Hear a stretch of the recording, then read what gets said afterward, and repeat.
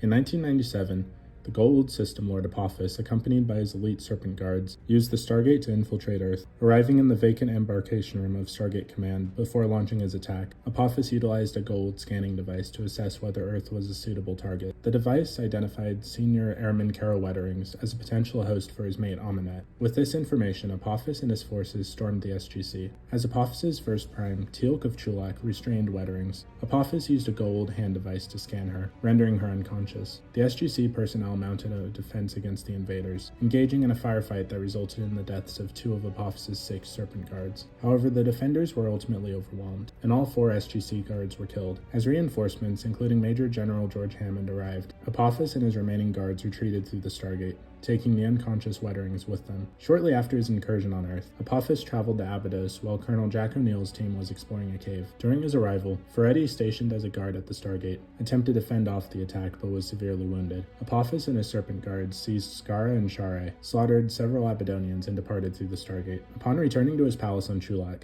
Apophis began the process of selecting a new host for Amenet. Wetterings was initially chosen, but she was ultimately deemed unsuitable. Apophis executed her by using a hand device before Amenet selected Share as her new vessel. Apophis later revealed the now-possessed Share to gather of important figures, including members of SG1. He ordered SG1 imprisoned alongside other captives before returning to select individuals to serve as new hosts for his fellow symbiotes, referring to them as the children of the gods. Among those chosen was Skara. Once the selection was made, Apophis commanded that the remaining prisoners be executed. However, Jack and Teal'c, who had begun to question Apophis's rule, staged a breakout. Teal'c ultimately turned against Apophis and aided SG1. Despite their efforts to prevent Apophis from escaping with Skara, the System Lord successfully departed through the Stargate to an unknown destination. Following the interference of SG1 and SG2, Apophis attempted a retaliatory invasion of the SGC. However, Earth's defense, using a newly installed iris to block incoming wormholes, thwarted his attacks. Realizing his efforts were futile, Apophis abandoned the assault. In pursuit of the mysterious and seemingly invisible Fenrir on a planet inhabited by the Noct, Apophis led an expedition to accompany